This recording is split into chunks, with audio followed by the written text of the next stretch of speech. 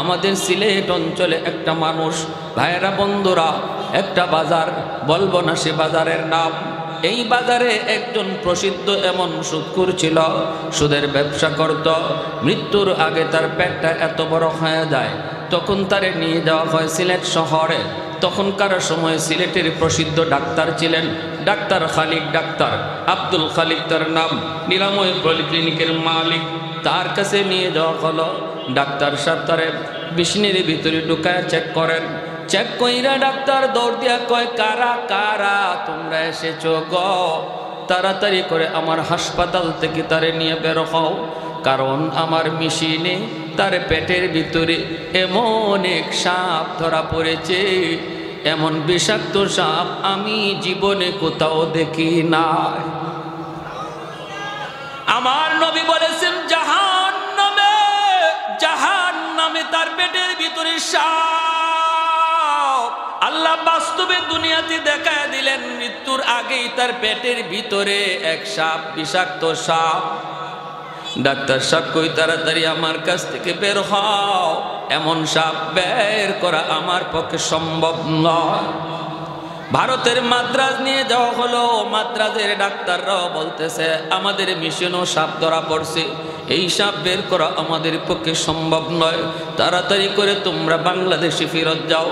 এই মানুষটা পেটের মধ্যে এই সাপ লইয়াই মরল। এই অবস্থায় তার কবরে রাখা হলো। ওতে ভাইরে, কার জন্য তুমি কি করতেছো রে আল্লাহর গোলাম? কার জন্য তুমি কি করতেছ? হারাম টাকা করে ঢুকাইয়া নিজের পেটের মধ্যে সাপ লইয়া কবরে যাইতেছ। ইয়াউমা ইয়াফিরুল মারউ মিন আখিহি ওয়া উম্মিহি ওয়া আবিহি ওয়া সাহিবাতিহি ওয়া বানিহি লিকুল্লি ইমরিইম মিনহুম ইয়াউমাইযিন শা'নুন ইউগনি।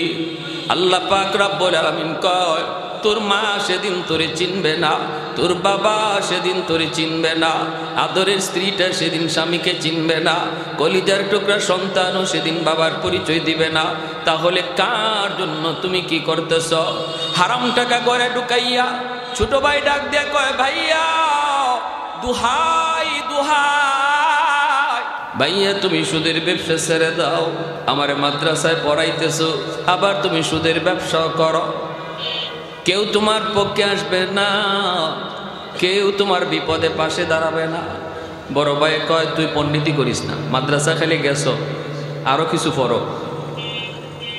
ছোট ভাই কয়, ভাইয়া বিপদে পড়লে আব্বা তোমার পাশে আসবে না, আম্মা পাশে আসবে না, ভাবি পাশে আসবে না, ভাতিজা পাশে আসবে না, আমি তো নাওই, আমি তো কয়, কস কি তুই?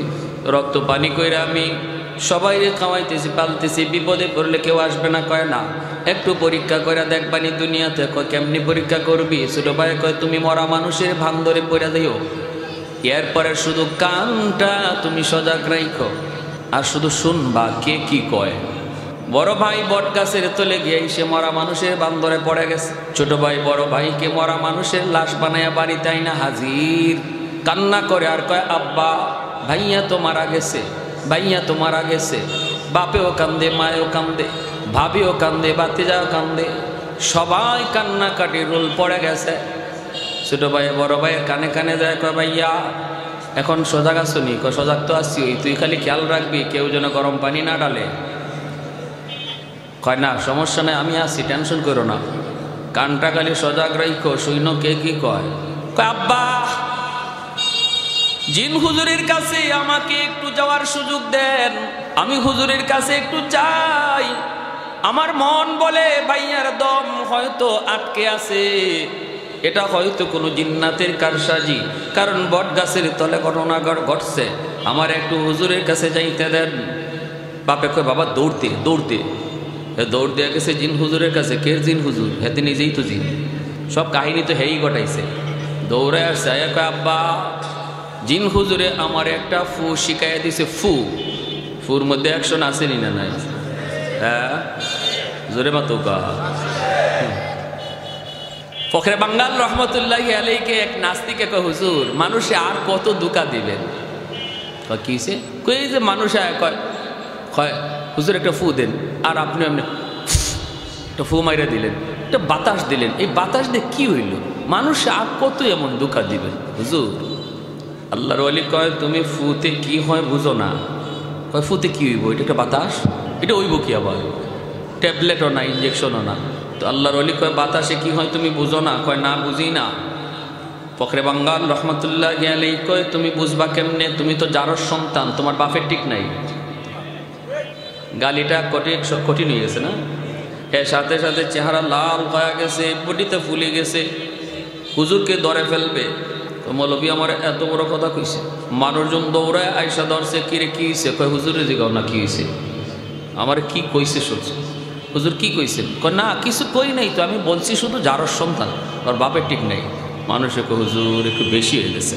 হুজুর কয় আমি বেশি বোঝানোর জন্য কই নাই, আমি তারে মূলত একটা জবাব দিছি। জবাব, সে বাতাসে কি হয় বুঝে না, এটা বোঝানোর জন্য একটা বাতাস ছাড়ছি। বুঝছেন কথাটা? বাতাসে কি হয় সে বুঝে না, এজন্য তার একটা বাতাস ছাড়ছি। আমি কি তারে মারছি? এই তোমার হুজুরে মারছে? কয় না। কয় দেখেন আমি মারিও নাই, হাতও তুলি নাই, তার চেহারা লাল হয়ে গেছে, বডি ফুলে গেছে। কি করলাম? একটা বাতাস ছাড়লাম, তাও কি নাপাক বাতাস। একটা নাপাক গালির বাতাসে যদি তার চেহারা লাল বানায় দেয়, বডি ফুলাইয়া দেয়, বডিতে যদি এমন আসর করে একটা নাপাক বাতাসে, আল্লাহর কালাম পাক পাক কালাম পইরা বাতাস দিলে যে অ্যাকশন হয়, এটা বুঝাইলাম। কি বুঝলেন? পণ্ডিতি সব জায়গায় না, যার যার সাবজেক্টে পণ্ডিতি করো, ঠিক কিনা? জোরে ক। সাবজেক্টের বাইরে আইসো না, সাবজেক্টের বাইরে আইসো লাভ নাই। আমাদের সিলেটের নুরুদ্দিন ঘরপুরি রহমতুল্লাহ আলাইহি, সিলেটি মানুষ এখানে আসেননি? একজন পাইছি, দুইজন, মাশাআল্লাহ আছে, বেশ কতজনই আছে। নুরুদ্দিন ঘরপুরি রহমতুল্লাহ আলাইহি বহুত বড় বুজুর্গ ছিলেন, আল্লাহর ওলি। ইনি শনি মঙ্গলবারে ফু দিতেন। ফু মানুষের বোতল নিয়ে। অসুবিধা হইতেছে আপনাদের? বয়ান চলবে ইনশাল্লাহ? আমার তো সব বয়ান সামনেই রয়ে গেছে, আপনাদের আগ্রহ দেখে এখন ডাইনে বামা যাওয়া শুরু করছি। নুরুদ্দিন ঘরপুরি রহমতুল্লাহ আলাইহি শনি মঙ্গলবারে ফু দিতেন। শনি মঙ্গলবারে হাজার হাজার মানুষ, গতকাল মাহফিল গেছে, গর্ভ মাদ্রাসার মাহফিল, হাজার হাজার মানুষ জমা হইতো।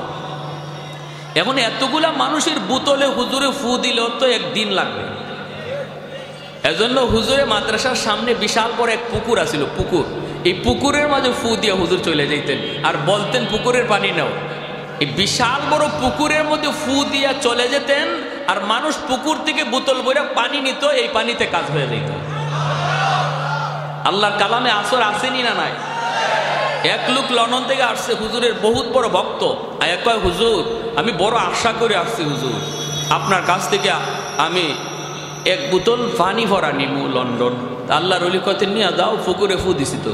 কয় হুজুর পুকুরের এক কোনায় আপনি ফু দিছেন, আর এক কোনায় গেল কেমনে?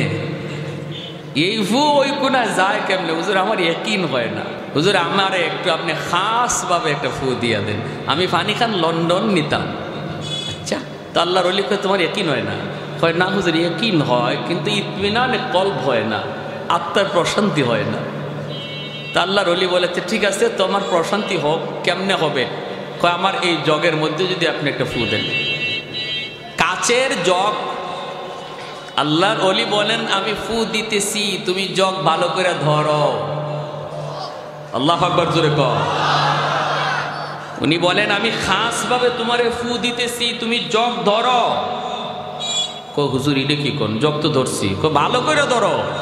কাচের জগ এভাবে ধরছে। আমাদের উস্তাদগণ পাশে ছিলেন যারা দেখছেন, আল্লাহর ওলি হাতে একটা লাঠি থাকতো সব সময়, দাঁড়াইছেন লাঠিটা লইয়া, উঠতে বলেন কই জগ আনো। ধরছ? ধরছি হুজুর। আস্তে করে পানিতে খালি একটা ফু দিছেন, সাথে সাথে এই কাচের জগ টাস টাস করে ব্যাঙ্গে চৌচির পানি নিচে পড়ে গেছে। আল্লাহ, আল্লাহর কালামে আসর আসেনি না? কোন কথা আসলাম? ও ছোট ভাই, দেখছেন কোথেকে কই গেছি। কয় হুজুর আসছে, আয়সা কয় আব্বা জিন হুজুর একটা ফু শিখাইয়া দিছে, এই ফুটা ভাইয়ারে দিলেই ভাইয়া জিতা হয়ে যাইব। বাপে কয় তাড়াতাড়ি ফু দে।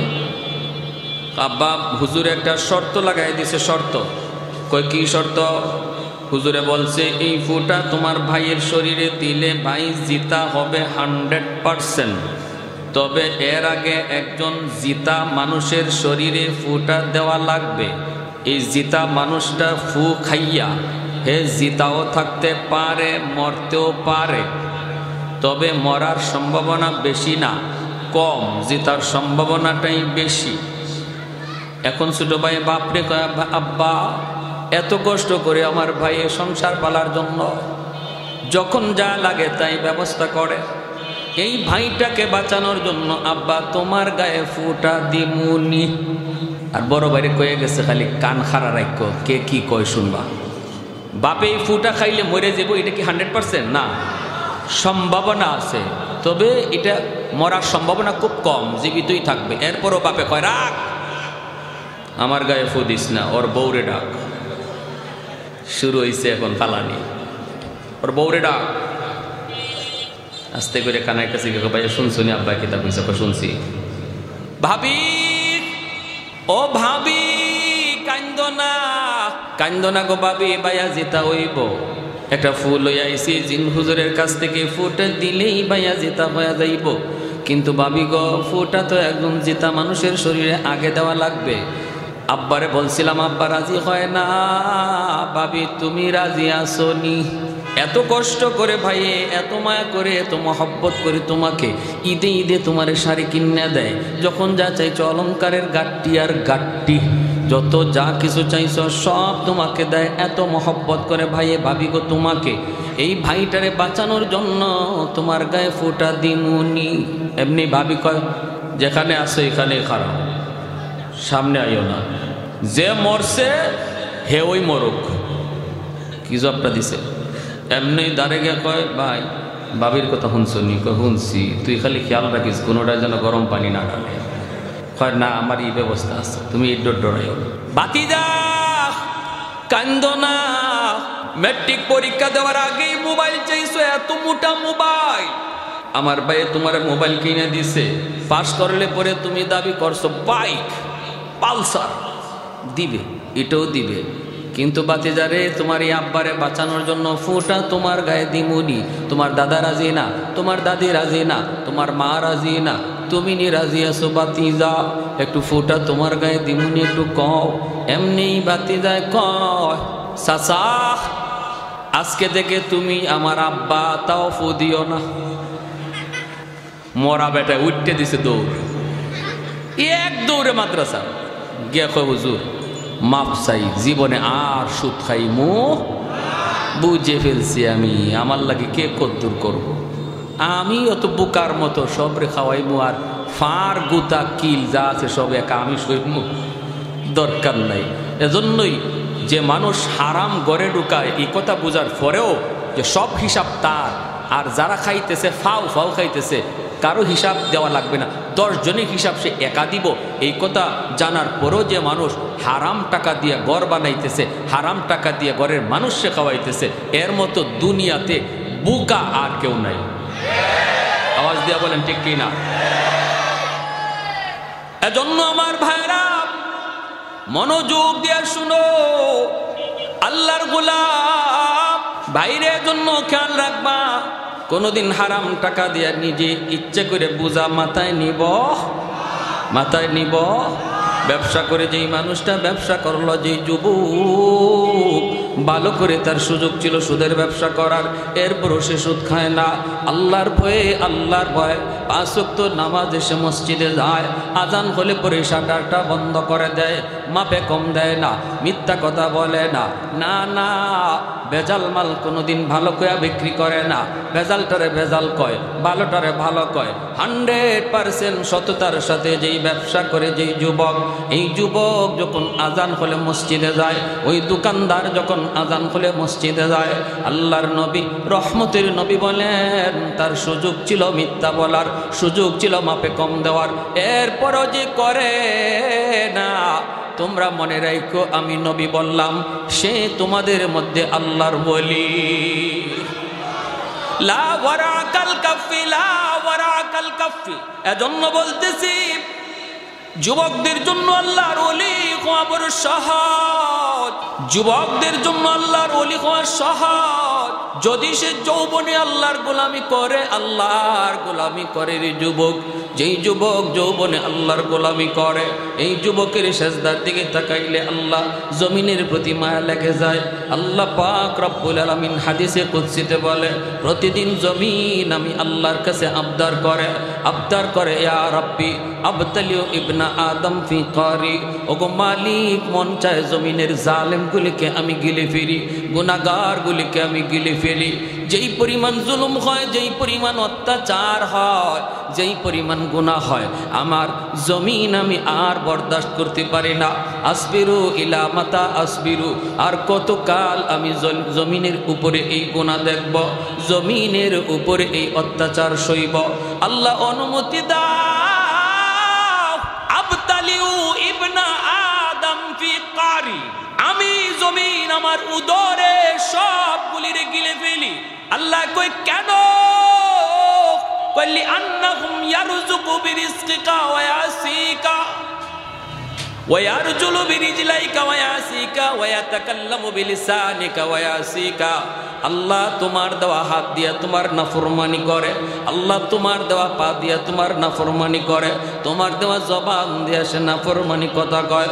আসবিরু ইলা মাতা আসবিরু, আমি জমিন আর কতকাল বরদাস্ত করব, অনুমতি দাও, অনুমতি দাও। এমনি ভাবে আল্লাহ পাক কয়, আলা কুল্লা ইয়াউমিন ওয়াল আরদা ইয়াস্তাজিলু রাব্বাহু, আলা কুল্লা ইয়াউমিন ওয়াল মালাইকাতু ইয়াস্তাজিলু রাব্বাহু, আলা কুল্লা ইয়াউমিন ওয়াল বাহরা ইয়াস্তাজিলু রাব্বাহু। এমনি ভাবে ফেরেশতারা পর্যন্ত আবদার করে, মালিক জমিনের দিকে তাকাইলে বড় কষ্ট লাগে, অন্যায় হয়, অত্যাচার হয়, জুলুম হয়, গুনাহ হয়। আল্লাহ আমরা ফেরেশতারা আর কত সইব, আর কত দেখব। এমনি ভাবে আলা কুল্লা ইয়াউমিন ওয়াল বাহরা ইয়াস্তাজিলু রাব্বাহু, আল্লাহ বলেন সাগর মহাসাগর গুলিও প্রতিদিন আল্লাহর কাছে এই আবদার করে। সাগর ডাক দেয়া কো, মালিক আমি সাগর, তুমি আল্লাহর কত বড় কুদরত, কত বড় কুদরত, কিন্তু এই কুদরত দেখার জন্য কিছু নাফরমান সাগরের পারে আইসা কত নাফরমানি করে। আমি সাগর আর কত দেখব, আমি সাগর আর কত সইব। আল্লাহ অনুমতি দাও, অনুমতি দাও, জমিনকে পাক বানায় দে, পানি দে ডুবায়া সব নাপাককে ধুয়ে দিই। রব্বুল আলামিন কয়, এরে জমিন বরদাস্ত কর, চুপ হ। এ ফেরেশতারা তোরা চুপ থাক, এ সাগর মহাসাগর চুপ রহ। এই জমিনে এখনো 4 শ্রেণী, এখনো 4 দল আছে। এই 4 শ্রেণীর কারণে আমি আল্লাহ জমিন টিকায় রাখছি। লাউলা মাশাইখ রুক্কা والشباب خشا والأطفال ردا والأنعام ردا لجعلت السماء حديدا والأرض خفصفا والتراب رمادا وما أنزلت من السماء قطرا وما أنبت من الأرض نباتا بل أنزلت عليكم العذاب صبا।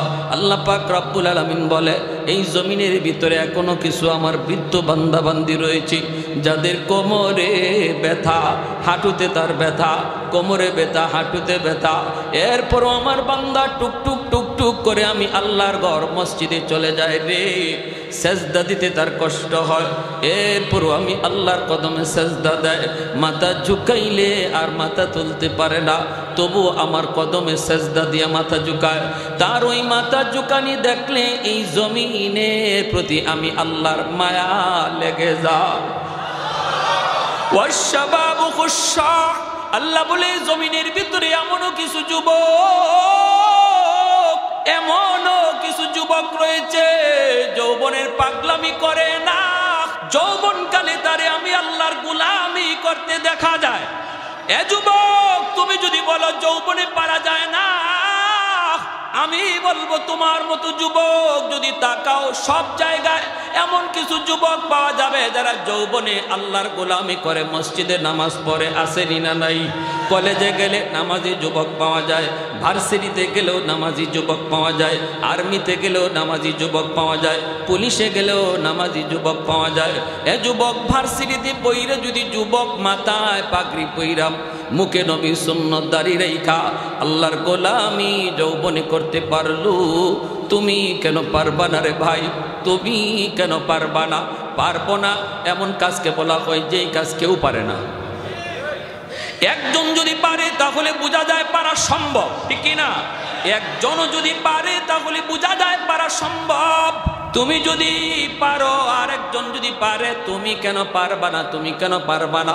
আমি ঢাকা ইউনিভার্সিটিতে একবার গিয়েছিলাম, আমার বন্ধু আমাকে দাওয়াত করেছে, আমি জোহরের নামাজ পড়লাম, বন্ধুর সাথে হাত মিলাইলাম, এরপরে দেখি আরেকজন আমার সাথে হাত মিলাইলো। এত সুন্দর একটা যুবক, চেহারাটা একদম নুরানি, চেহারা জলমল জলমল করে, মুখের মধ্যে আমার নবীর সুন্নতি দাড়ি, মাথার মধ্যে তার পাগড়ি, সাদা দবদবে পাগড়ি। আমার দোস্ত আমাকে বলতেছে, দোস্ত তুমি তারে চিনোনি? আমি বললাম না দোস্ত, কোনোদিন তো দেখি নাই। আমি তো তোমারে জিজ্ঞেস করতাম সে কে? সে বলে সে হলো আমার দোস্ত। তাহলে তোমারও দোস্ত হাবিবুল হাবিবে হাবিবুল, বন্ধুর বন্ধু বন্ধু হয়। আমি বললাম দোস্ত, এত বড় একজন মুফতি সাহেব তোমার দোস্ত হয় কেমনে? কয় না রে দোস্ত, সে মুফতিও না, আলেমও না, মাদ্রাসায় পড়েও না, তার জীবনের শুরুই হয়েছে সেই স্কুল কলেজ দিয়া। আল্লাহু আকবার। ঢাকা ইউনিভার্সিটির মতো জায়গায় ভর্তি পরীক্ষায় ফার্স্ট ক্লাস ফার্স্ট হয়েছে, ইংলিশে অনার্স নিয়েছে, ইউনিভার্সিটির ভিতরে সে ফার্স্ট ক্লাস ছাত্র। ভার্সিটির সমস্ত শিক্ষকরা, টিচাররা, প্রফেসররা তারে বড় সম্মান করে, তারে বড় মায়া করে, আমরাও তারে বড় সম্মান করি, ইজ্জত করি। ইউনিভার্সিটির মধ্যে সে 1 নম্বর ছাত্র। আমি তখন হাতটা মিলাই, বুকটা মিলাইলাম, কপালে চুমুকাইলাম আর বললাম, যুবক, এই পরিবেশে থাকতে তোমার বুঝি কষ্ট হয় না? এই পরিবেশে তুমি চলতেছো এই পোশাক নিয়া, যেই পোশাক এই পরিবেশে মানায় না, এরপরও তুমি চলতেছো, তোমার বুঝি কষ্ট হয় না?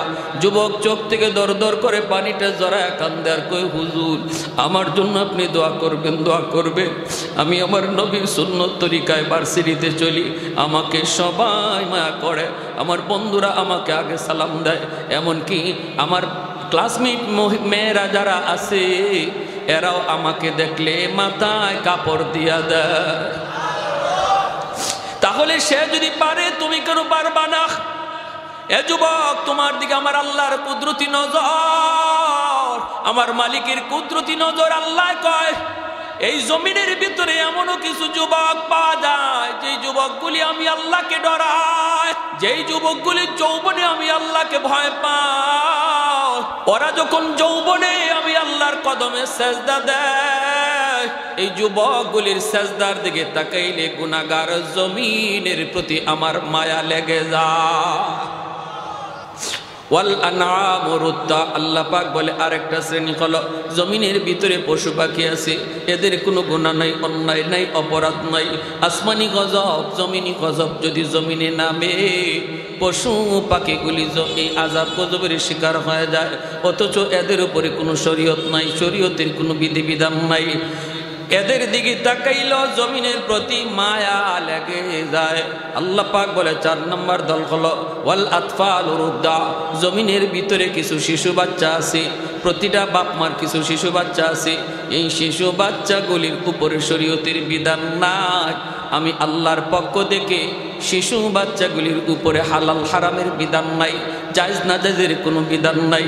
আসমানি গজব, জমিনি গজব যদি জমিনে নামে, বাপ মার গুনার কারণে জমিনের মধ্যে যদি আসমানি গজব, জমিনি গজব নেমে আসে, আল্লাহ পাক বলে শিশু বাচ্চাগুলি গজবের শিকার হয়ে যায়, অথচ এই বাচ্চাগুলির কোনো অন্যায় নাই, কোনো অপরাধ নাই, এরাও এই গজবের মধ্যে, আযাবের মধ্যে পড়ে যায়। এরা কান্নাকাটি করে, এদের কান্নাকাটির দিকে তাকাইলেও জমিনের প্রতি আমি আল্লাহর মায়া লেগে যায়। তাহলে শিশু বাচ্চাদেরকে মারধর করবেন না, ওদেরকে বকাবকি করবেন না, কারণ ওরা মাসুম, ওরা নিষ্পাপ। এদের কারণে আল্লাহ তোমাকে আমাকে খাওয়াইতেছে। যেই ঘরে শিশু বাচ্চা আছে, মনে রাখবা যুবক, এই শিশু বাচ্চাগুলির খাতিরে আল্লাহ তোমার আমার রিজিকের ব্যবস্থা করে। সুবহানাল্লাহ।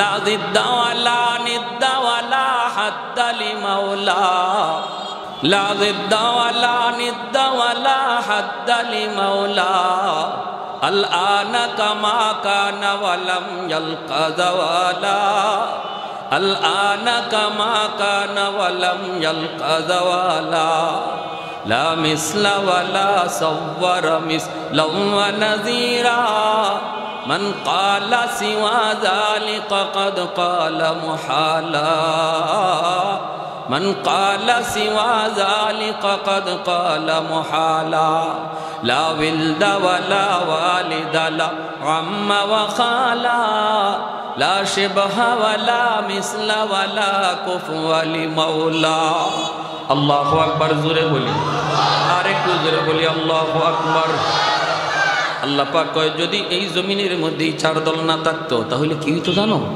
আল্লাহ বলতেছে লা জাআলতুস সামাআ হাদিদা ওয়াল আরদা খাফসাফা ওয়াত তুরাবা রামাদা ওয়ামা আনজালতু মিনাস সামাই কাতরা ওয়ামা আনবাতু মিনাল আরদি নাবাতা বাল আনজালতু আলাইকুমুল আযাবা সাব্বা আল্লাহ পাক রব্বুল আলামিন বলেন যদি এই চার দল জমিনের মধ্যে না থাকতো এই জমিনকে এই আসমানকে আমি আল্লাহ লোহা বানায় দিতাম জমিনকে আমি তামা বানায় দিতাম ওয়ামা আনজালতু মিনাস সামাই কাতরা এক ফোঁটা রহমতের বৃষ্টি জমিনের ভিতরে আমি নাজিল করতাম না ওয়ামা আম্বাতু মিনাল আরদি নাবাতা একটা শস্যের দানাও জমিনে উৎপাদন হতে আমি দিতাম না বাল আনজালতু আলাইকুমুল আযাবা সাব্বা আল্লাহ বলেন পরপর শুধু জমিনে গজব আর গজব নামতো এই গজব আর গজব নামতো কিন্তু গজব আসতে চায় মানুষের গুনার কারণে সাবাকাত রাহমাতি আলা গাযাবি যখনই মানুষের গুনার কারণে গজব আসতে চায় আমি আল্লাহ আমার রহমতকে পিছনে পাঠায় দেই আমার রহমত গজবের আগে চলে যায় আর একটু জোরে বলি সুবহানাল্লাহ এজন্য বলি যুবক যৌবনটারে যেভাবে মন চায় সেইভাবে খরচ করা যাবে না অনেক দামি এক সম্পদ এই সম্পদটারে তুমি বুঝিবা না এই যৌবন খরচ হবে আল্লাহ রাসূলের মর্জি মতো ঠিক কি না আমার জান আমার মাল আল্লাহ কিনে নিয়ে গেছেন অতএব এই জান মাল যদি ব্যয় করতে হয় আমার আল্লাহর মর্জি মতো ব্যয় করা লাগবে জান যদি দিতে হয় নিজের মর্জি মতো নয় আল্লাহ যেখানে বোঝে ওইখানেই জান দেওয়া লাগবে আওয়াজ দিয়া বলো ঠিক কি না ইন্নাল্লাহা আশতারা মিনাল মুমিনিন আনফুসাহুম ওয়া আমওয়ালাহুম বিআন্না লাকুমুল জান্নাহ আল্লাহ কয় মুমিন আমি আল্লাহ তোমার জান আমি আল্লাহ তোমার মাল জান্নাতের বিনিময়ে কিনে নিছি আমাদের জানমাল কিনে নিছেন কে বিনিময়ে আল্লাহ দিয়া দিবেন জান্নাত বিনিময়ে দিয়া দিয়েছেন জান্নাত জানতো একদিন এমনি দেওয়া লাগবে তবে আল্লাহর মাল যদি আল্লাহরে বুঝাইতে পারি আল্লাহ ওয়াদা করছেন বান্দা মরতে দেরি আমি আল্লাহর ওয়াদা জান্নাত দিতে দেরি হবে না তাহলে আল্লাহর মর্জি মতো যদি জান দেওয়ার প্ল্যান আসে সময় আসে দিতে প্রস্তুত কারা কারা হাত উঠে দেখা আল্লাহ কবুল করে জুড়ে বলি আমিন গত দুদিন আগে মসজিদে আকসার ইমামকে গুম করা হয়েছে আপনারা জানলে অবাক হবেন বাইতুল মুকাদ্দাসের ইমামকে গুম করে ফেলেছে ইসরাইলি হায়নার দল আমাদের আর ঘুমায় থাকার সুযোগ নাই মুমিন মনে রাখবা জীবন একদিন দেওয়াই লাগবে কিন্তু সেই জীবন আল্লাহর পথে দিতে রাজি আমরা ইনশাআল্লাহ পশ্চিমাদের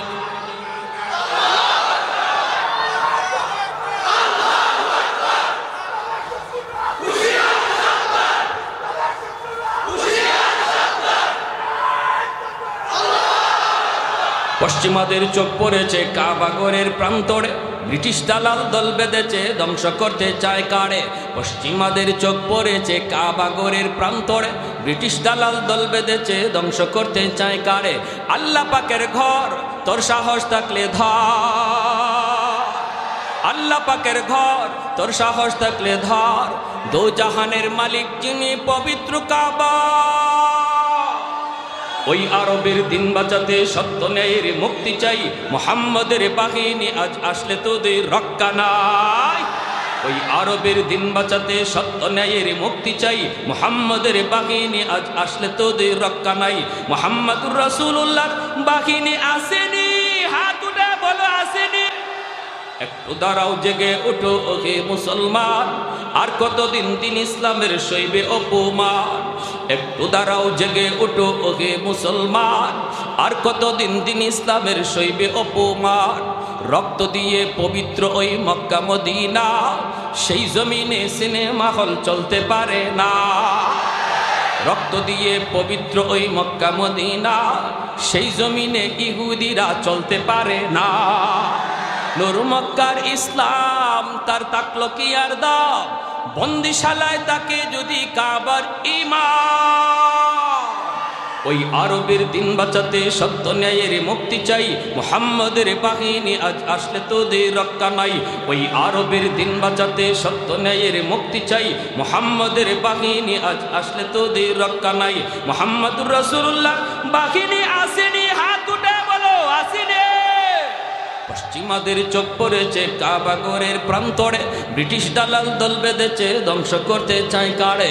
পশ্চিমাদের চোখ পড়েছে কাবাগরের প্রান্তরে, ব্রিটিশ দালাল দল বেঁধেছে ধ্বংস করতে চায় কারে। আল্লাহ পাকের ঘর তোর সাহস থাকলে ধর, আল্লাহ পাকের ঘর তোর সাহস থাকলে ধর। দো জাহানের মালিক যিনি পবিত্র কাবা, ওই আরবের দিন বাঁচাতে সত্য ন্যায়ের মুক্তি চাই, মুহাম্মদের বাহিনী আজ আসলে তোদের রক্ষা নাই। জোরে বলি আল্লাহু আকবার, আল্লাহু আকবার। ভয় পেয়েছেন?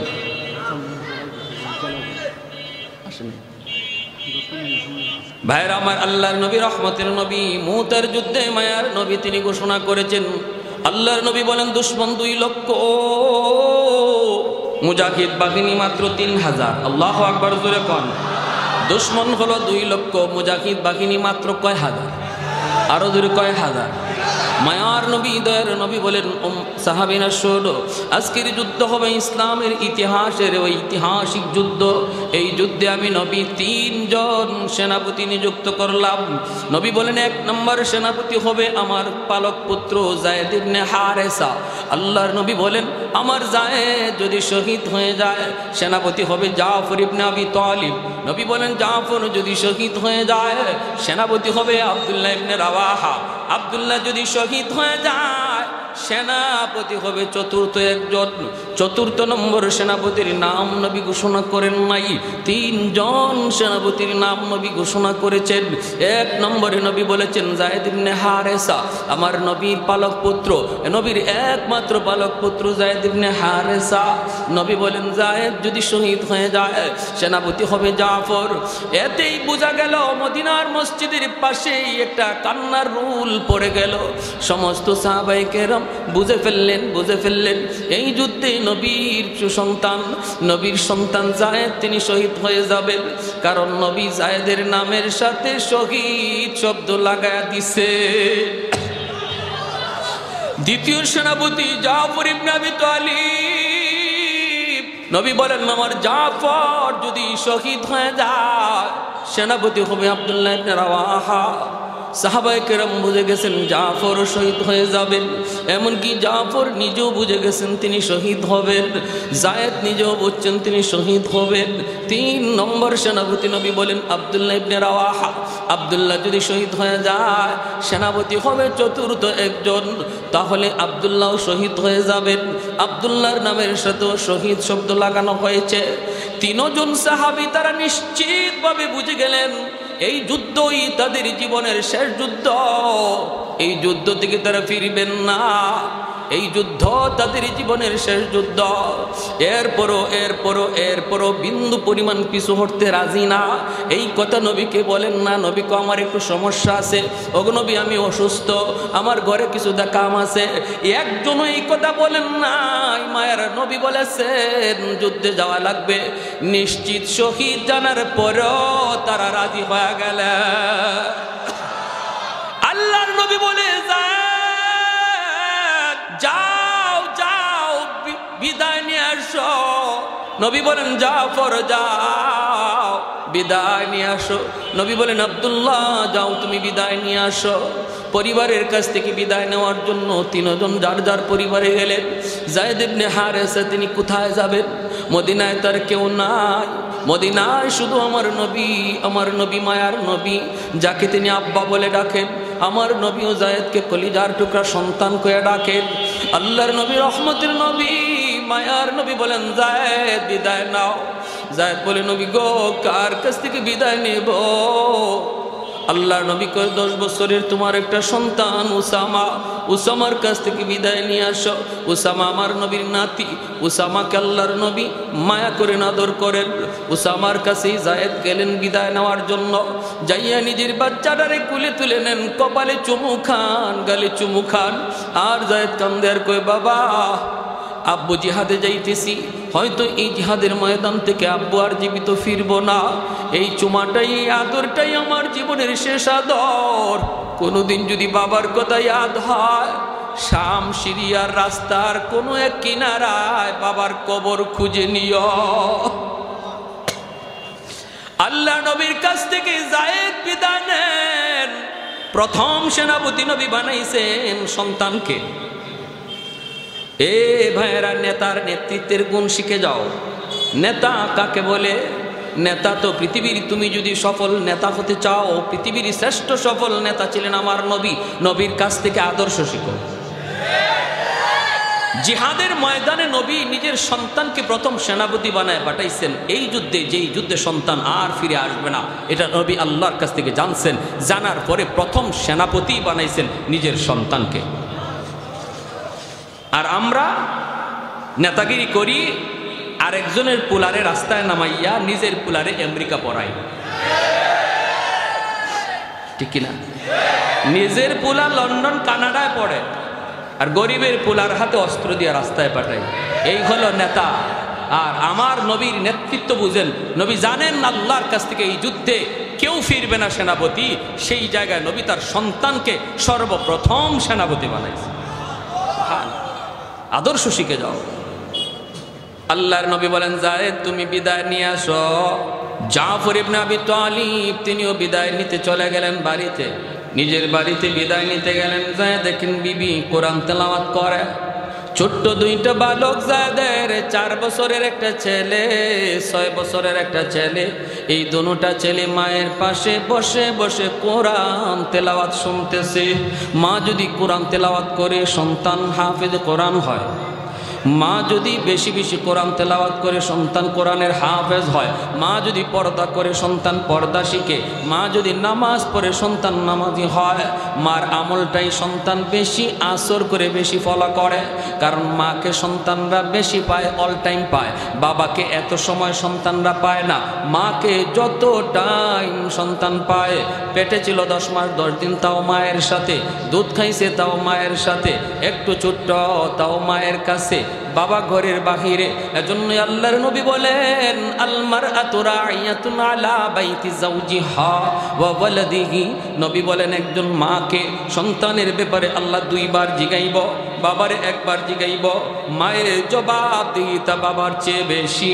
এজন্যই মায়েরা একটু খেয়াল করে শোনো, সন্তানের আসর বাবার চেয়ে মায়েরটা সন্তানের উপরে বেশি পড়ে।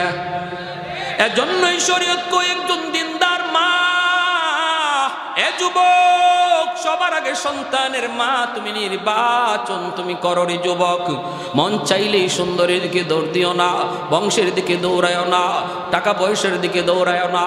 ফাজবার বিজাতিদ দ্বীন, সবার আগে খুঁজো তার ভিতরে দিনদারি আসেনি না নাই, শরীয়তের পর্দা আল্লাহর বান্দি করেনি না না। এটা সবার আগে তুমি দেখো। কারণ বিয়েটা একটা ছেলে খেলা নয়। এই বিয়ের দ্বারা পরবর্তী জেনারেশন এর উপরে নির্ভর করে।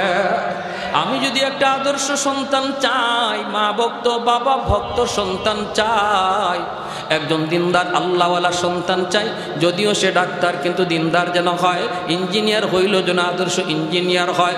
এমন একটা সন্তান যদি তুমি চাও, সবার আগে মা তোমাকে ভালো মা নির্বাচন করতে হবে। ঠিক কিনা? জোরে বলেন, আরো জোরে বলেন, ঠিক কিনা? জাফর ইবনে আবি তালিব তিনি গেলেন বিবির কাছ থেকে বিদায় নেওয়ার জন্য।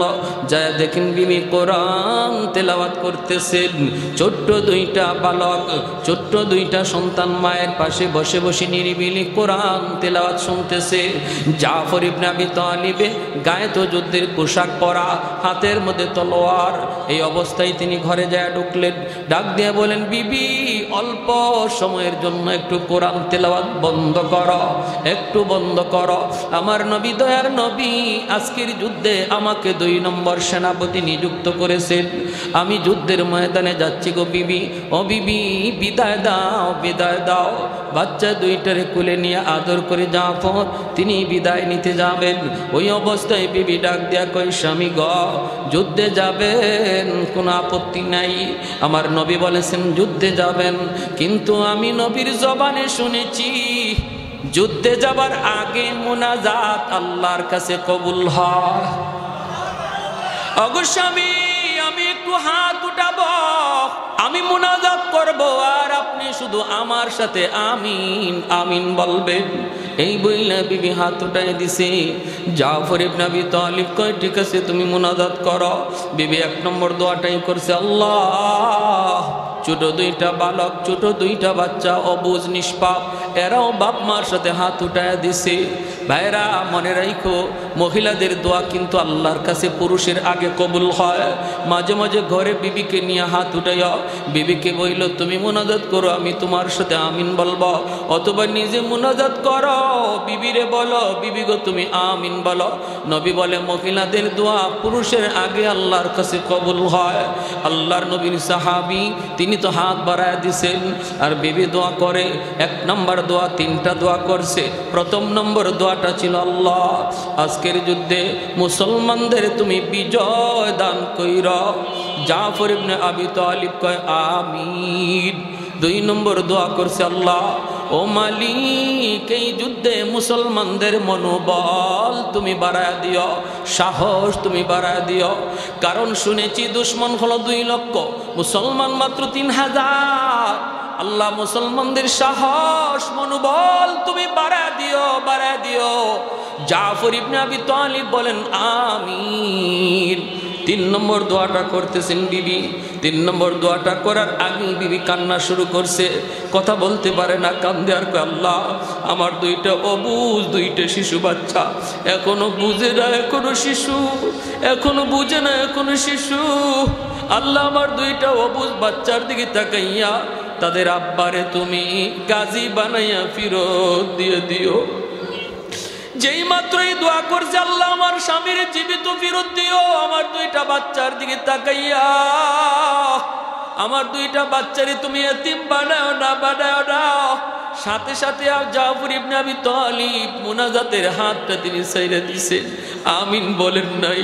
তলোয়ারের বাট দিয়া বিবির হাতটাকে আস্তে করে নামায় দেন। নামায় কই, বিবি গো তোমার আগের 2টা দোয়া কবুল হবে, 3 নম্বর দোয়াটা কবুল হবে না। কারণ আমার মায়ার নবী, আমি বলতে চাই নাই গো বিবি, আমাকে বলতে বাধ্য করেছো, বাধ্য করেছো। কারণ আমার নবী আমার পরে আরেকজন সেনাপতির নাম নবী ঘোষণা করেছেন। এতে করে সবাই আমরা নিশ্চিত এই যুদ্ধে আমি জীবিত ফিরব না, শহীদ হয়ে যাব। কারণ আমার নামের সাথে নবী শহীদ শব্দ লাগাইছেন। আমার পরে আরেকজন সেনাপতির নাম নবী ঘোষণা করেছেন। না গো বিবি, এই বিদায় আমার জীবনের শেষ বিদায়।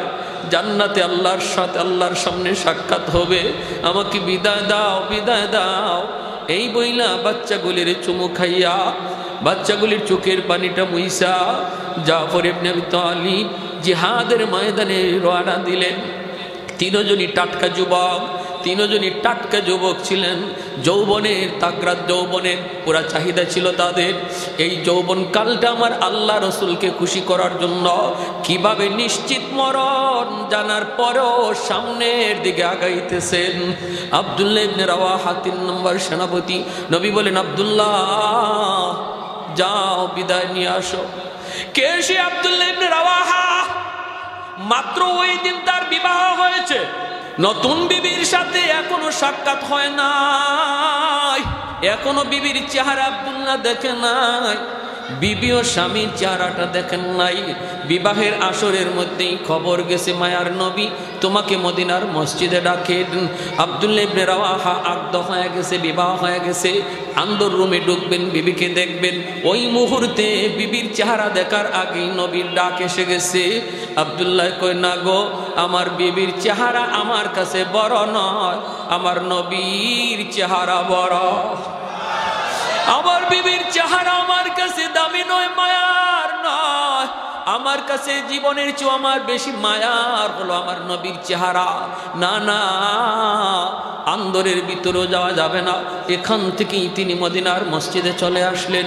আসা মাত্রই দেখেন মায়ার নবী ঘোষণা দিতেছেন, আজকের যুদ্ধে 3 নম্বর সেনাপতি আমার আব্দুল্লাহ। আর বলতেছেন নবী আমার আব্দুল্লাহ যদি শহীদ হয়ে যায় তার মানে নিশ্চিত শহীদ। আল্লাহু আকবার। কারণ আমার নবী নিজের থেকে কিছুই বলেন না, আল্লাহর ইশারায় বলেন, ঠিক কি না? মা ইয়ান্তিকু আনিল হাওয়া ইন হুয়া ইল্লা ওয়াহয়ুন ইউহা। আল্লাহর নবী রহমতের নবী যখন বলেছেন আমার আব্দুল্লাহ যদি শহীদ হয়ে যায়, চতুর্থ সেনাপতি হবে মুসলমানের ভিতর থেকে একজন, মুসলমানের ভিতর থেকে একজন। এই কথা বলার দ্বারা আব্দুল্লাহ নিজেও বুঝে গেলেন এই যুদ্ধই তার জীবনের শেষ যুদ্ধ। মদিনার মসজিদের সাহাবায়ে কেরামের ভিতরে একটা চাপা কান্নার রুল পড়ে গেল। আব্দুল্লাহ কান্দে, সাহাবায়ে কেরাম কান্দে, কিন্তু যে 3 জনের নাম ঘোষণা করছে তারা কান্দে না, তারা বরং হাসে। আল্লাহু আকবার, জোরে কর। ভাইরা বন্ধুরা, কারণ তারা তো জানতেন আল জিহাদ মুখতাসারু তরিকিন ইলাল জান্নাহ, জিহাদ হলো জান্নাতে যাওয়ার বাইপাস রাস্তা। আল্লাহু আকবার। জিহাদ হলো জান্নাতে যাওয়ার বাইপাস রাস্তা। আমি আপনি জান্নাতে যেতে গেলে নামাজের হিসাব দেওয়া লাগবে, রাস্তায় রাস্তায় চেকপোস্ট আছে, পুলিশের চেকপোস্ট আছে। বিশ্ব রোড দিয়া যাইতে গেলে জায়গায় জায়গায় চেকপোস্ট আছে, কাগজ দেখায় দেখায় সামনে যাওয়া লাগবে। ঠিক তেমনিভাবে জান্নাতে যাওয়ার পথেও আমাকে নামাজের কাগজ দেখাতে হবে, রোজার কাগজ দেখাতে হবে, হজের কাগজ দেখাতে হবে, হালাল হারামের কাগজ দেখাইতে হবে।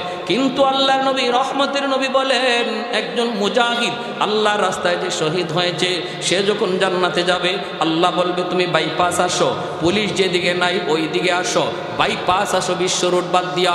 একজন মুজাহিদ যে শহীদ হয়েছে বাইপাস জান্নাতে চলে যাবে, তার কোনো চেকপোস্ট লাগবে না। আর একটু জোরে কন্যা সুবহানাল্লাহ।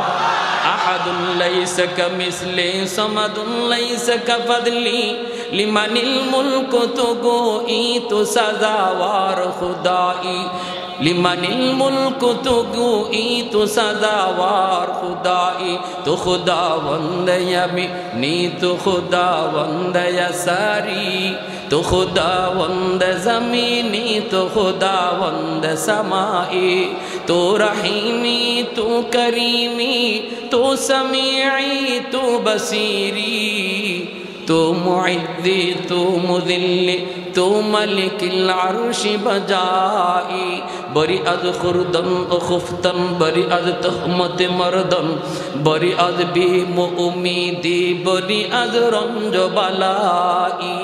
আল্লাহু আকবার। আব্দুল্লাহ ইবনে রাওয়াহা বিদায় নেওয়ার জন্য নতুন বিবির কাছে যান। ঘোড়ার পিঠে সওয়ার, যুদ্ধের পোশাক পরে তিনি রওনা দিলেন। বন্ধুদেরকেও সাথে নিয়ে গেলেন, সঙ্গী সাথীদের নিয়ে তিনি বাড়ির দরজার পাশে যা ডাক দিলেন, বিবি গো বিবি, বিদায় দাও বিদায় দাও, যুদ্ধে যাচ্ছি। মায়ার নবী আজকের যুদ্ধে আমাকে 3 নম্বর সেনাপতি ঘোষণা করেছেন। ও বিবি, আমি তোমার হক আদায় করতে পারলাম না, আমি তোমার হক আদায় করতে পারলাম না, এজন্য তুমি আমাকে কোনো দায়ী করো না। কিয়ামতের ময়দানে আল্লাহর তৈরি জান্নাতে দেখা হবে। এই বইলা বিবির কাছ থেকে তিনি বিদায় নেন। দরজা বন্ধ। আন্দর থেকে বিবি ডাক দেয়া কই, স্বামী গো, একটা বারের জন্য আপনি ঘরের ভিতরে আসুন, আমি প্রাণ ভরে শুধু আপনার চেহারাখানা এক নজর দেখব, যেন হাসরের মাঠে আমার স্বামীকে দেখলে আমি স্ত্রী যেন স্বামীকে চিনতে পারি। এক নজর শুধু চেহারাটা দেখবো গো স্বামী। জিহাদে যাইতেছো যাও, বাধা নাই, আমাকে একটা বারের জন্য চেহারাটা দেখার সুযোগ দাও, সুযোগ দাও। আব্দুল্লাহ ইবনে রাওয়াহা তখন আওয়াজ দিয়ে কই, না গো বিবি, আমি ভিতরে ঢুকবো না, আমার চেহারা তোমাকে দেখাবো না, আমিও তোমার চেহারা দেখবো না, কারণ আমি শুনেছি তুমি আরবের অনেক সুন্দরী নারী, অনেক সুন্দরী তুমি। আমি যদি তোমার চেহারা দেখি, মায়াবী চেহারা, হয়তো জিহাদের ময়দানে আমার মনে পড়ে যেতে পারে। যদি তোমার চেহারা জিহাদের ময়দানে আমার মনে পড়ে, জিহাদ করতে আমার ব্যাঘাত ঘটবে। না গো বিবি, না, দেখলাম না, চিনলাম না, আল্লাহর তৈরি জান্নাতে আল্লাহ তোমার আমার পরিচয় আল্লাহ করায় দিবে। এ আমার মা বোনেরা, খেয়াল করে শোনো গো মা, একটা বারের জন্য দরজা খুইলা তিনি ঘরের বাইরে আসতে পারতেন স্বামীকে এক নজর দেখার জন্য। একজন স্ত্রী, নতুন বউ, তার মনের ভিতরে কি পরিমাণ তামান্না ছিল, স্বামীর চেহারাটা এক নজরে তিনি দেখবে, স্বামীকে শুধু পরিচয় পাওয়ার জন্য। মনের ভিতরে কত আকাঙ্ক্ষা, কত আকাঙ্ক্ষা। এরপরও মনের সমস্ত চাহাতকে তিনি দাবায় রাখলেন। কেন? কারণ বের হলে পর্দা লঙ্ঘন হবে। স্বামীর সাথে অনেক পরপুরুষ রয়েছে, বের হলেই পর্দা লঙ্ঘন হবে। আল্লাহর বিধান পর্দাকে এত গুরুত্ব দিলেন, আল্লাহর বিধান পর্দাটাকে এত মানলেন, মনের এত চাহাত থাকার পরেও তিনি বের হলেন না বাইরে। এজন্য বলতেছি যে এই সকল মহিলারা দুনিয়াতে এমন পর্দা মাইনা চলবা গো মা, কিয়ামতের ময়দানে আব্দুল্লাহ ইবনে রাওয়াহার বিবি আর খাতুনে জান্নাত ফাতেমা রাদিয়াল্লাহু তাআলা আনহার সাথে আল্লাহ দুনিয়ার পর্দানিশীন নারীদের আল্লাহ জান্নাত দান করবে। ভাইরা বন্ধুরা, এজন্য বলতেছিলাম, ইনি বিদায় নিলেন, বিদায় নিয়ে যুদ্ধের ময়দানে চলে গেলেন। যুদ্ধ শুরু হয়ে গেল। দুশ্মন কয় লাখ মনে আছে আপনাদের? কয় লাখ? দুশ্মন হলো 2 লাখ, মুসলমান মাত্র কয় হাজার? মাত্র কয় হাজার? মাত্র 3000। যুদ্ধ শুরু হয়ে গেল। বলুন তো, মুসলমান যুদ্ধ করে শক্তি, মুসলমান যুদ্ধ করে অস্ত্র বলের উপরে না আল্লাহর সাহায্যে? মুসলমান যুদ্ধ করে শক্তি বলের উপরে না আল্লাহর সাহায্যে? ওয়ালা তাকিনু ওয়ালা তাহজানু ওয়া আনতুমুল আ'লাউনা ইন কুনতুম মুমিনিন। আল্লাহ পাক রব্বুল আলামিন কয়, ভয় নাই, টেনশন নাই, বিজয় তোমাদেরই হবে। সংখ্যায় যদি তোমরা কম হও, অস্ত্র যদি তোমাদের কম হয়, বিজয় তোমাদেরই হবে যদি তোমরা খাঁটি মুমিন হতে পারো। খাঁটি মুমিন কাকে বলে? যে সর্বদা আল্লাহর উপর ভরসা করে। কার উপর? জোরে বলেন, কার উপর? খাঁটি মুমিন কাকে বলে? খাঁটি মুমিন বলে যে আল্লাহর উপর ভরসা করে। কার উপর? ওমাইয়া তাওয়াক্কাল আলাল্লাহ ফাহুয়া হাসবুহ। তাওয়াক্কুল করব কার উপর? আল্লাহ বলে, বান্দা তুমি আমার উপর যেই পরিমাণ ভরসা করবা, আমি আল্লাহ তোমার সাথে ওই রকম লেনদেন করব। ভরসা করব আমরা আল্লাহর উপর 100-100, আল্লাহ 100-100ই লেনদেন আমার সাথে করবে। আমাদের ভরসা তো আল্লাহর উপরে 100-100 নাই। কেউ 10%, কেউ 20%, কেউ 50%, অর্ধেকের উপরেই নাই। কেউ আমরা অর্ধেক আল্লাহর উপরে ভরসা করি, অর্ধেক দোকানের উপরে, অর্ধেক চাকরির উপরে, অর্ধেক মেম্বারের উপরে, অর্ধেক চেয়ারম্যানের উপরে, অর্ধেক নেতার উপরে। এই ভরসা নিয়ে আমরা চলি, বিধায় আল্লাহ পাক আমাদের সাথে লেনদেন ওই রকমই করে। আল্লাহ পাকের আচরণটা এমনই হয়। ডাকাতের দল বের হয়েছে, ডাকাত সর্দার তাকায় দেখে, হায় হায়, ঘটনা কি? একটা খেজুরের পাকা খেজুর গাছ থেকে একটা কাক পাকা খেজুর টুটে নিয়া একটা মরা খেজুর গাছে নিয়ে খেজুরটা রাখি আবার চলে আসে।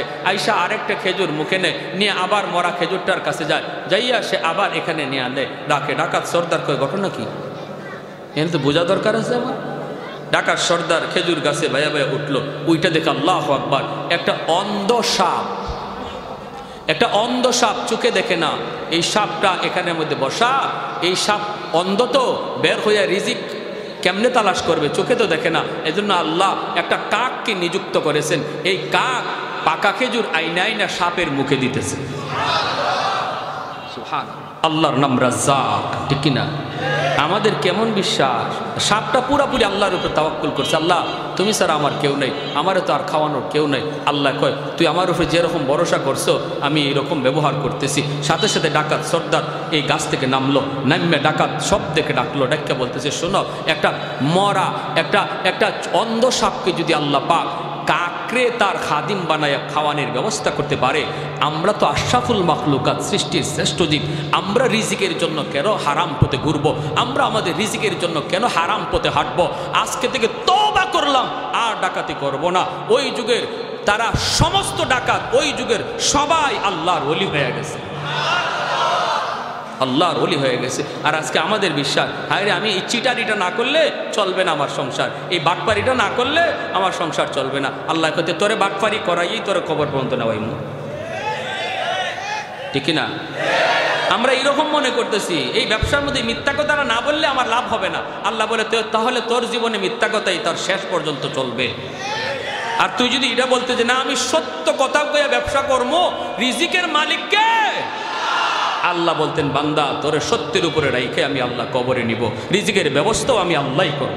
ওয়া ইয়াতাওয়াক্কাল আলাল্লাহ ফাহুয়া হাসবু। এজন্য পুরাপুরি 100% ইয়াকিন কার উপরে রাখবো? আওয়াজ দিয়া বলেন কার উপর? যুদ্ধ শুরু হয়ে গেল, দুশমন 2 লক্ষ, মুসলমান মাত্র 3000।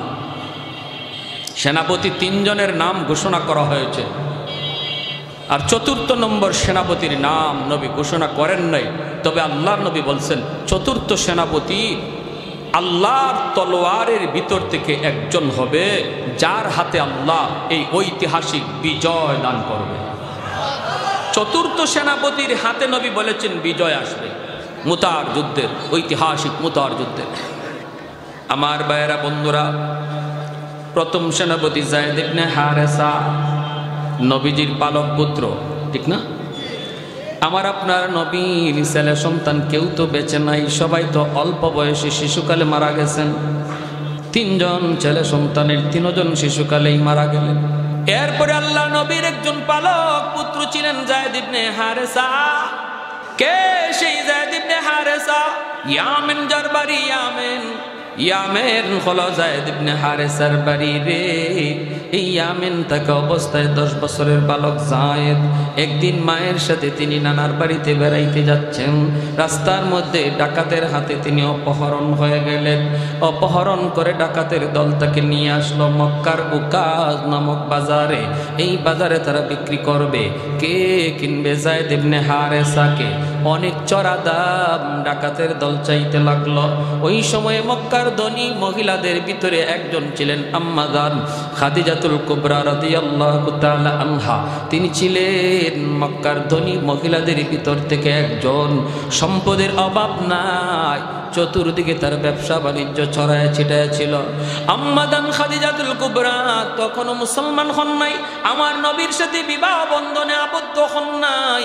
খবর পেলেন মক্কার উকাজ নামক বাজারে একটা বালককে তোলা হয়েছে, গোলাম বানায় বিক্রি করবে। আম্মা জান খাদিজাতুল কুবরা রাদিয়াল্লাহু তাআলা আনহা তিনি বাজারে চলে গেলেন। যায় তিনি ডাকাতদের কাছে বলেন টাকা কত লাগবে তোরা নি, তবু বালকটারে আমার কাছে দিয়া দে। অনেক টাকার বিনিময়ে তিনি কিনে আনলেন। আইনা তিনি তার গোলাম বানায় পালতেছেন। এরপরে মায়ার নবীর সাথে যখন তার বিবাহ বন্ধনে আবদ্ধ হন, আল্লাহর নবীর সাথে বিবাহের পর এই যায়েদকে নবীর কাছে হাদিয়া দিয়া দিলেন। এখন যায়েদ ইবনে হারেসা আল্লাহর নবীর গোলাম। এইদিকে ইয়ামেন একমাত্র ছেলে যায়েদকে হারাইয়া মা পাগল, বাবা পাগল। রাস্তায় রাস্তায় মা ঘুরে আমার যায়েদ, আমার যায়েদ, আমার যায়েদ। যেই মার সন্তান হারানো যায় ওই মা জানে সন্তান হারানোর ব্যথা কত কষ্টের। যেই বাবার সন্তান হারানো যায় ওই বাবা জানে সন্তান হারানোর ব্যথা কত কষ্টের। মারা যাওয়া এত কষ্টের নয়, হারায় যাওয়া যত কষ্টের। প্রতিটা মুহূর্তে মুহূর্তে মার ইয়াদ হয় আমার বাচ্চাটা এখন জানি কোথায় আছে গো, কোথায় কি খাইতেছে, কার হাতে জানি আছে, আরামে আছে না কষ্টে আছে। এই চিন্তায় মা পাগল হয়ে যায়, পাগল বাবা পাগল হয়ে যায়। ইয়ামেনের মানুষরাও জানে জায়েদের মা পাগল। ইয়ামেন থেকে কিছু মানুষ ইয়ামেন থেকে কিছু মানুষ মক্কায় আসলো। আল্লাহ নবীর কাছে জায়েদকে তারা দেখলো। হারাইছিল 10 বছর বয়সে, এখন তো জায়েদের বয়স হয়ে গেল 16-17 বছর। যদিও 16 বছর, 10 বছর, 8 বছর, 9 বছর গ্যাপ হলো, তবু চেহারার সাথে কিছু মিল আসেনি না নাই? ইয়ামেনের মানুষগুলি তারা আল্লাহ নবীর কাছে জায়েদকে দেখলো। জায়েদকে দেখে তারা মানুষকে জিজ্ঞেস করলো, এই বাচ্চাটার নাম কি? বলে জায়েদ। কও কি এই বাচ্চাটা কার কি হয়? কয় মুহাম্মাদের পালক, মুহাম্মাদের গোলাম। ওই সময় পর্যন্ত জায়েদ ইবনে হারেসা আমার নবীর গোলাম, মুহাম্মাদের গোলাম। কেমনে কি? কয় এমনে এমনে। ইয়ামেনের মানুষগুলি তারা নিশ্চিত হয়ে গেল এই সেই জায়েদ, যেই জায়েদ হারানোর কারণে তার মা পাগল, বাবা পাগল। মানুষগুলি ইয়ামেন চলে গেল। যাইয়েই জায়েদের বাবাকে ডাক দেয়া কয়, ও জায়েদের বাবা, আর কান্না করো না, তোমাদের জায়েদের সংবাদ আর পেয়ে গেছি, সন্ধান আমরা পেয়ে গেছি। কোথায়? কয় মক্কায় মুহাম্মাদের কাছে। আল্লাহু আকবার। মুহাম্মাদুর রাসূলুল্লাহর গোলাম। যাও তুমি মক্কায় যাও। মুহাম্মদ অনেক ভালো মনের একজন মানুষ, উদার দিলের একজন মানুষ। পয়সা লাগবে না, জোর জবরদস্তি করা লাগবে না। তার কাছে যায় যদি বলো আমাদের সন্তান, তাহলে আমাদের মনে হয় মুহাম্মদ তোমাদের কাছে তোমাদের সন্তান ফিরাইয়া দিবে। কারণ তিনি অনেক উদার দিলের একজন মানুষ, অনেক মহান একজন মানুষ। এই কথা বলা মাত্রই জায়েদের বাবা অনেকগুলি টাকা পয়সা স্বর্ণ মুদ্রা লইয়া জায়েদের চাচাকে সাথে লইয়া, তারা 2 ভাই, জায়েদের চাচা আর জায়েদের বাবা, 2 জন মক্কায় চলে আসলেন। আল্লাহর নবীর কাছে সাক্ষাৎ করে তারা বলতেছেন, নবী গো, আমরা ইয়ামেন থেকে এসেছি, আমাদের বাড়ি হলো ইয়ামেন। কেন এসেছেন? বলে শুনেছি আপনার কাছে একটা বালক আছে, নাম জায়েদ। আল্লাহ নবী বলে, হ, ছিল বালক, এখন তো যুবক। আল্লাহু আকবার, জোরে বলেন। আল্লাহ নবী বলে, কি হয়েছে আমার জায়েদ, কি হয়েছে? জায়েদের আব্বা বলতেছে, নবী গো, এই জায়েদ হলো আমার ছেলে, আমার পুত্র, একমাত্র সন্তান।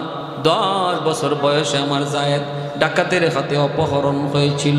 অপহরণকারীরা তারে অপহরণ করে নিয়ে গেছিল। এরপরে থেকে তার মা পাগল, আমিও আধা পাগলের মতো। আমাদের ঘুম নাই, খাওয়া নাই, মা এখনো সুস্থ না। এখনো তার মা জায়েদ জায়েদ করে কান্দে। ওগো নবীজি, যা লাগে আমরা তা দিব। অনেকগুলি স্বর্ণ মুদ্রা নিয়ে এসেছি, এগুলি আপনি রাখেন, লাগলে আরো দেব। তবু আমাদের সন্তানকে আমাদের কাছে ফিরায় দেন, মাকে বাঁচার সুযোগ দেন। আল্লাহর নবী, দরদি নবী, মায়ার নবী, যেই নবী জন্মের আগে বাবা হারাইলেন, শিশু বয়সে মা হারাইলেন, ওই নবী মা বাবার কথা শুনলে কতটা নরম হয়। আল্লাহ নবী নরম হয়ে গেল। নবী বলেন, বাবা টাকা লাগবে না, স্বর্ণ মুদ্রা লাগবে না, আমি নবী বাবা পাই না। জন্মের পর থেকে কোনোদিন বাবা ডাক আমি নবী দিতে পারি না। আব্বু ডাকের ভিতরে কত মজা আমি মুহাম্মদ জানি না। একটু বুঝ হওয়ার পরে মা হারাইলাম। জায়েদ যেহেতু আপনাদের সন্তান বলতেছেন, আমি বিন্দু পরিমাণ বাধা দিব না, আটকাবো না, রাখবো না। আমি জায়েদকে আপনাদের কাছে দিয়ে দিব, কোনো টাকা পয়সা লাগবে না। তবে আমার জায়েদকে একটু জিগাইতে হবে, জায়েদ আপনাদেরকে চিনে কি না।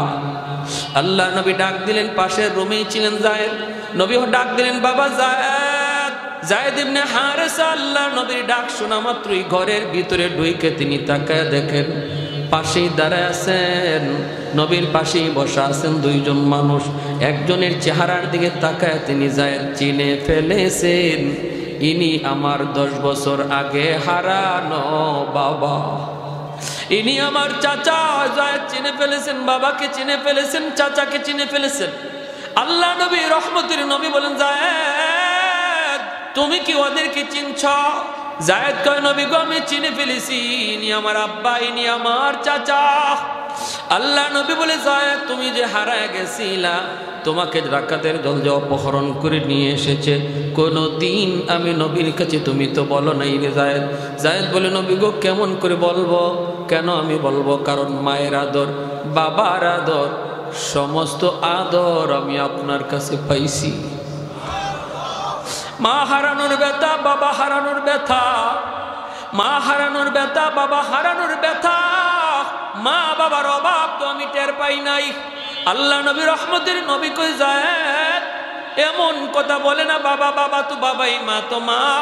তোমার মা পাগল হয়েছে, শুধু জায়েদ জায়েদ করে। বাবা চলে যাও, বাবার সাথে মায়ের কাছে চলে যাও, বাপ মার কাছে চলে যাও, তারা নিতে আসছে। আমি খুশি মনে তোমাকে বিদায় দিলাম। যেই মাত্র নবী এই কথা বলছেন, জায়েদ তো মাথা নিচের দিকে দিয়ে কান্না শুরু করছে, কথা বলে না, নড়ে না, চড়ে না। আল্লাহর নবী বুঝতে পেরে নবী আবার বলতেছেন, জায়েদ তুমি যদি তোমার আব্বা আম্মার সাথে যেতে চাও, আমি নবী বাধা দিব না, তুমি চলে যেতে পারো, বিনিময়ে আমি কিছুই নিব না।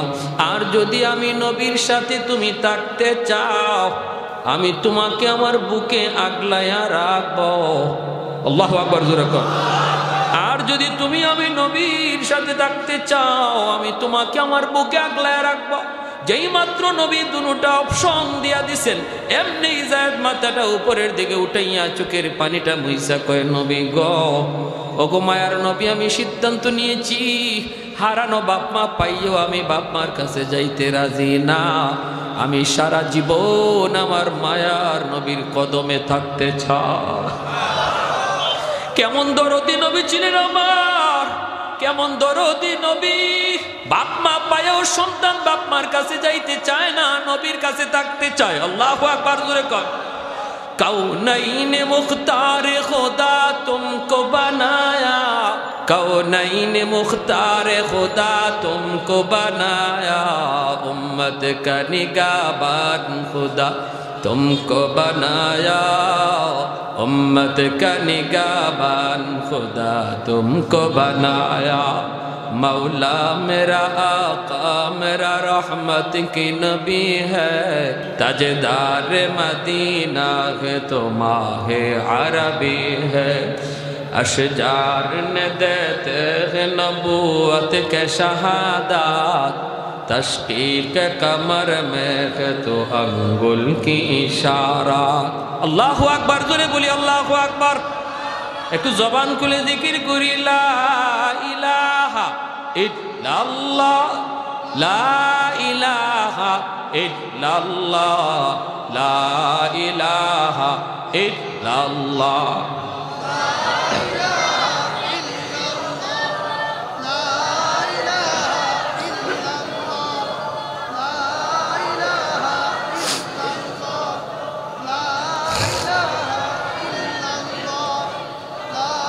সবাই একসাথে, লা ইলাহা ইল্লাল্লাহ, লা ইলাহা ইল্লাল্লাহ।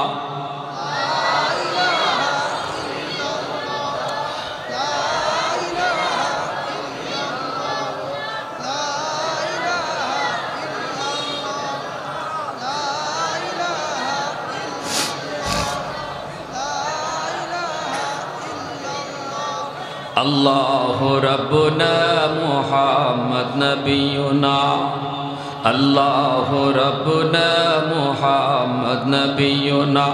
नहनु नुतिउहुमा, नहनु नुतिउहुमा, नहनु कुल्लुन हिज़्बुल्लाह, ला इलाहा इल्लल्लाह वातसिम बिहब्लिल्लाह, मुजाहिद फी दीनिल्लाह, ला इलाहा इल्लल्लाह, ला इलाहा इल्लल्लाह, ला इलाहा इल्लल्लाह, ला इलाहा इल्लल्लाह। सबाई सबाई, ला इलाहा इल्लल्लाह, ला इलाहा इल्लल्लाह, ला इलाहा इल्लल्लाह, ला इलाहा इल्लल्लाह।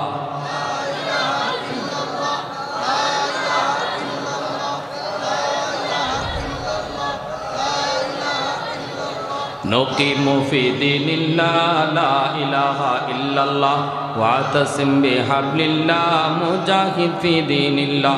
ला नखाफु अमरीका वला नखाफु राशिया, बल नखाफु इल्लल्लाह, ला इलाहा इल्लल्लाह, ला इलाहा इल्लल्लाह, লা ইলাহা ইল্লাল্লাহ, লা ইলাহা ইল্লাল্লাহ, লা ইলাহা ইল্লাল্লাহ।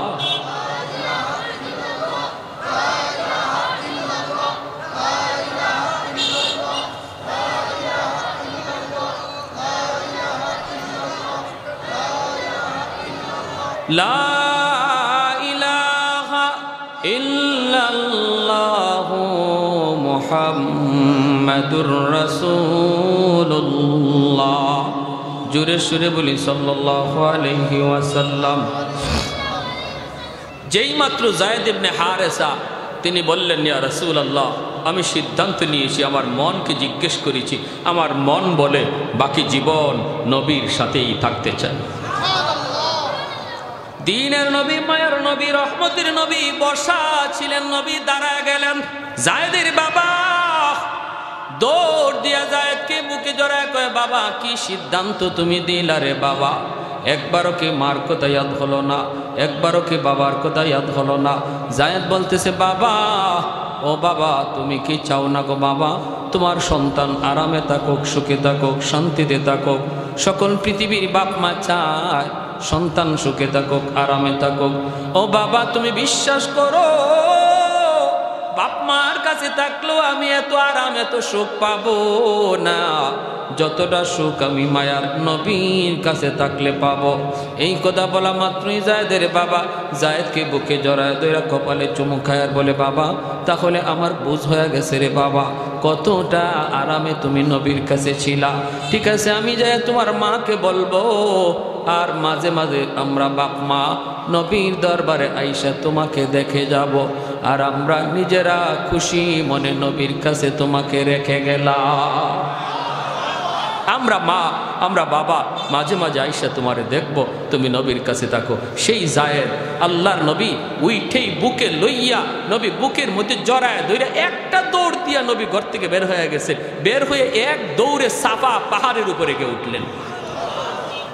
সাফা পাহাড়ের উপরে উঠে আল্লাহ নবী এলান করেন, এ মক্কার মানুষেরা শোনো, এতদিন পর্যন্ত তোমরা জানতা যায়েদ মুহাম্মদের গোলাম, আজ তোমরা জেনে রাখো, যেই যায়েদ তার মা পাইলো, বাবা পাইলো, হারানো বাপ মা খুঁজে পাওয়ার পরেও বাপ মার কাছে যাইতে চাইল না, নবীর কাছেই থাকার সিদ্ধান্ত দিল। আজ থেকে ওই যায়েদ আর মুহাম্মদের গোলাম নয়, আজ থেকে যায়েদ হলো মুহাম্মদের পালক পুত্র। আম্মাদান আয়েশা সিদ্দিকা রাদিয়াল্লাহু তাআলা আনহা বলেন, এত মায়া করতেন মায়ার নবী, এত আদর করতেন, যখনই মায়ার নবী ঘরের ভিতর থেকে আওয়াজ পাইতেন, বাহিরে যায়েদের আওয়াজ শোনা যায়, সাথে সাথে মায়ার নবী তিনি ঘর থেকে এমনভাবে তিনি ঘর থেকে বের হতেন, আম্মাজান বলেন নবী কোন হালতে আছেন এটাও খেয়াল করতেন না। যায়েদের আওয়াজ পাইলে নবী যদি গায়ে কিছু নাও থাকতো, শরীরটার মধ্যে একটা চাদর থাকতো, এই অবস্থায় নবী ঘর থেকে যায়েদ কইয়া দৌড় দিয়া বের হয়ে যাইতেন।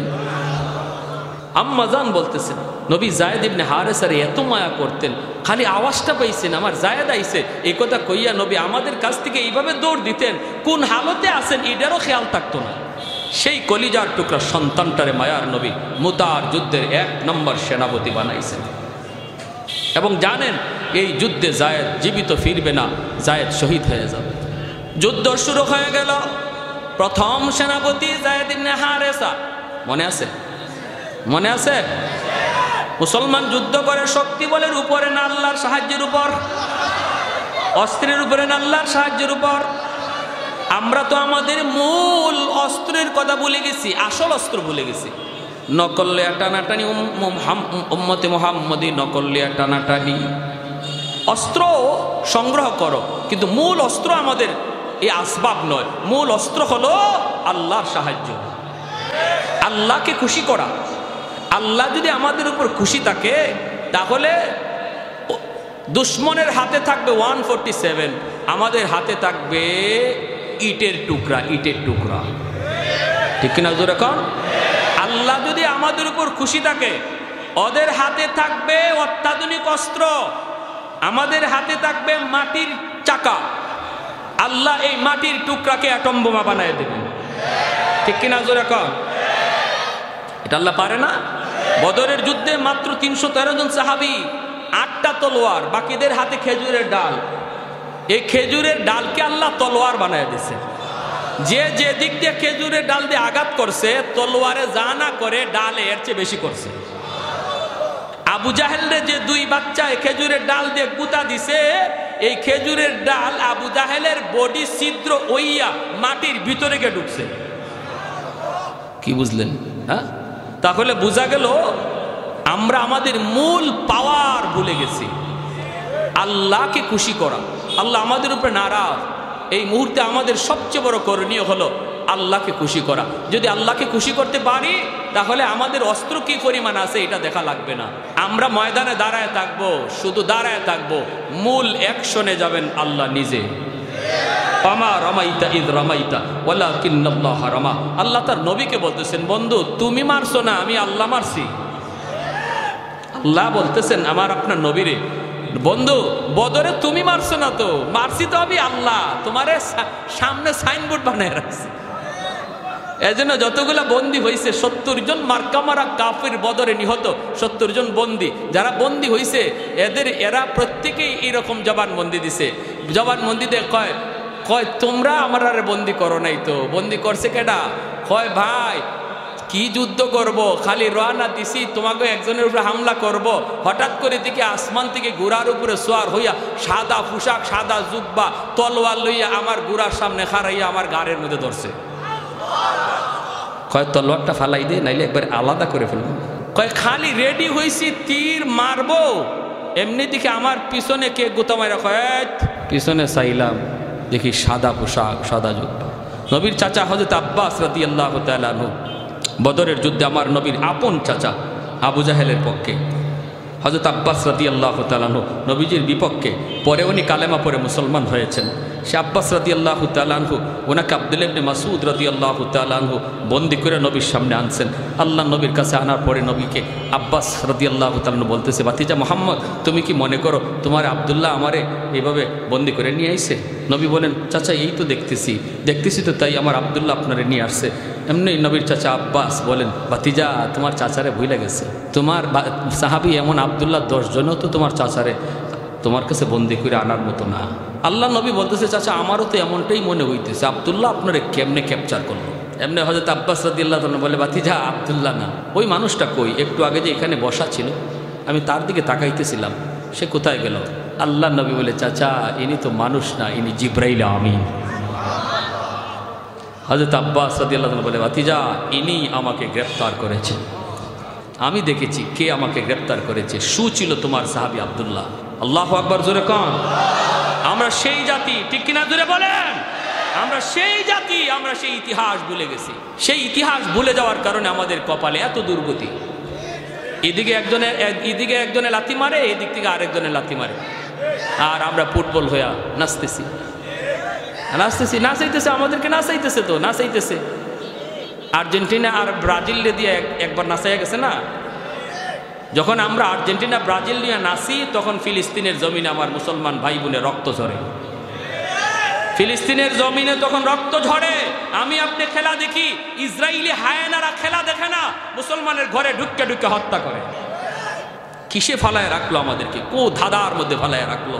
দুশ্মনরা কয় তোরা থাক, তোরা মাতাল থাক, আমরা মাঝখানে কাম সেরে ফেলি। এজন্য আল্লাহ নারাজ হয়ে গেছে। আল্লাহ কয়, বান্দারে এটাই কি কথা ছিল? ঈমানওয়ালারা এটাই কি কথা ছিল? আল্লাহু ওয়ালিয়্যুল্লাযীনা আমানু, আমি আল্লাহ যেখানে বললাম আমি মুমিনদের বন্ধু, আমি ঈমানওয়ালাদের বন্ধু, তোরা কেমন করে আমি বন্ধুকে ভুলে গেলি? আমি বলতেছি আমি আল্লাহ তোমাদের বন্ধু। আমেরিকা তোমার বন্ধু নয়, ইন্ডিয়া তোমার বন্ধু নয়, পাকিস্তান তোমার বন্ধু নয়, ব্রাজিল আর্জেন্টিনা তোমার বন্ধু নয়। আল্লাহ বলেন আমি আল্লাহ তোমার বন্ধু। আমাকে ইয়াদ করো, আমাকে খুশি রাখো, আমাকে খুশি রাখো, ময়দানে দাঁড়ায় থাকবা তুমি। আর দুশ্মন হযরত আব্বাস রাদিয়াল্লাহু তাআলার মতোই স্বীকারোক্তি দিবে, আমরা দেখেছি এমন জিনিস যা তোমরা কেউ দেখো নাই, আমরা যা দেখেছি। ঠিক কিনা? শয়তান বদরের যুদ্ধে পালায়া যায়। আবু জাহেল কই যাস গা কেন? তুই না আমার ঘরে নিয়ে আইলে? কিসে? আচ্ছা, আলহামদুলিল্লাহ। ইবলিসে কয়, আরে আমি যা দেখছি তোরা এটা দেখছ না, আমি যা দেখি তোরা তা দেখো না, অতএব আমি আর বদরে নাই, আমি ভাগলাম। আল্লাহু আকবার, জোরে কর। শেষ কথা, মুতার যুদ্ধ শুরু হয়ে গেল। শুনবার ইচ্ছা আছে আপনাদের? কার কার ইচ্ছা আছে হাত উঠে দেখেন। বেশি না, মাত্র 5টা মিনিট টাইম নিব। হযরত চলে আসছেন, শুকরিয়া তান বলি আলহামদুলিল্লাহ। আর একটু জোরে আলহামদুলিল্লাহ। আমারও প্রায় 2 ঘন্টা। অসুবিধা আছে? চলছে। আমিও সময় বেশি লাগবো কইয়া ফার্স্ট গিয়ারে না দিয়া একবারে স্লো মোশনে চালাইছি। আর আপনারাও আলহামদুলিল্লাহ সবাই শুনতেছেন মনোযোগ দিয়া, এই জন্য লম্বা টাইম হয়ে গেছে।